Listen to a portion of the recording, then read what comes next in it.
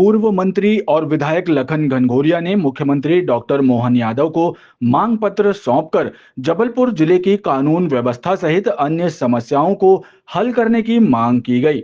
विधायक लखन घनघोरिया का कहना है कि लंबे समय से जिला योजना समिति की बैठक प्रभारी मंत्री द्वारा नहीं बुलाई गई है, जिससे विकास कार्यों और गेहूं धान खरीदी सहित केंद्र राज्य सरकार की योजनाओं की समीक्षा नहीं हो पा रही है। वहीं शहर की कानून व्यवस्था को लेकर भी मुख्यमंत्री को अवगत कराया गया है। 2023 तक जिला योजना समिति की बैठक समय सीमा में आयोजित की जाती थी, लेकिन एक साल से ज्यादा का समय होने के बाद भी प्रभारी मंत्री का शहर आगमन भी नहीं हुआ, जिससे जिला योजना समिति की बैठक भी आयोजित नहीं हो पा रही है। बैठक नहीं होने से जनप्रतिनिधियों द्वारा अपनी बात प्रभारी मंत्री तक नहीं पहुंचाई जा रही है। इन सभी मांगों को लेकर एक मांग पत्र मुख्यमंत्री को सौंपा गया है। जिला में विकास के काम अवरुद्ध हो रहे हैं, उनकी समीक्षा नहीं हो पा रही है।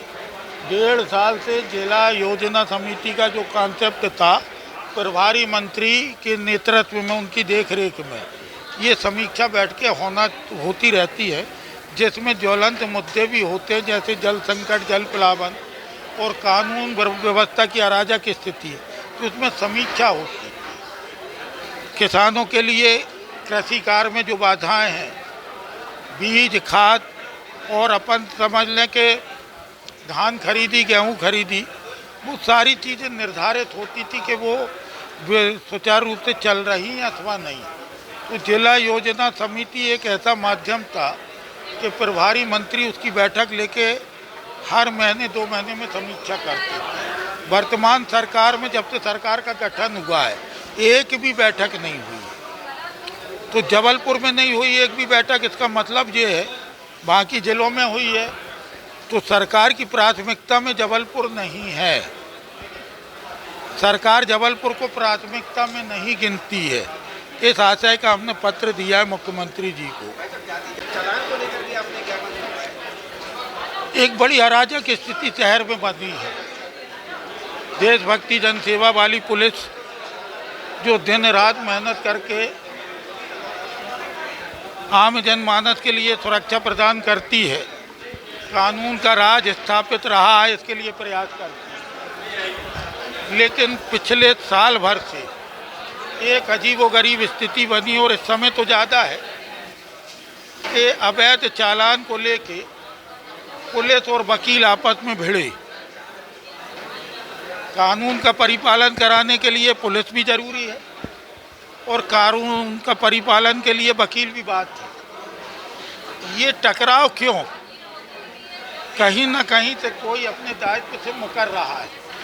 पुलिस का काम जनता की हर सुख दुख से लेके कानून व्यवस्था को व्यवस्थित करने का है। 5-5, 6-6 घंटे एक थाने में 150 चालान का, जब 150 चालान का सीधा सीधा टारगेट दे दिया जाएगा, एक दिन में 150 चालान चाहिए, तो पिसेगा कौन? गरीब आदमी। 2 पहिया वाहन में गरीब चलता है, 4 पहिया वाहन के तो होते नहीं चालान। सुबह से जीएसटी चुकाता है, 500 कमाता है तो 200 जीएसटी में दे देता है, पेस्ट करता तो जीएसटी, चाय पीता तो जीएसटी, खाना खाता तो जीएसटी, और फिर वेट टैक्स देता है डीजल पेट्रोल के लिए। अब मुश्किल से 250 रुपये उसका बचता है। शाम को यदि कहीं निकला बच्चों को लेके घूमने तो रोक के 500 का चालान ठोक देते हैं। और एक अराजक स्थिति शहर में बन गई। महत्वपूर्ण हमले को सिर्फ चालान के लिए जो ठोका जा रहा है, सिर्फ चालान। कमाई कैसे हो, पुलिस वेलफेयर में पैसा कैसे जाए, ये सरकार का दायित्व। पुलिस वेलफेयर में पैसा डाले, पब्लिक को लूट के डालेगी क्या सरकार? और यदि लूटना ही है तो फिर ये मशीन लेके क्यों खड़े और ये किताबें लेके क्यों खड़े चालान की? मिर्ची का डब्बा ले लो हाथ में और आँख में डाल के लूटते रहो। आम जनमानस और विशेष करके निम्न वर्गीय, मध्यम वर्गीय जनता परेशान है। एक अराजक स्थिति शहर में बन गई और आप लोग भी देख रहे होंगे।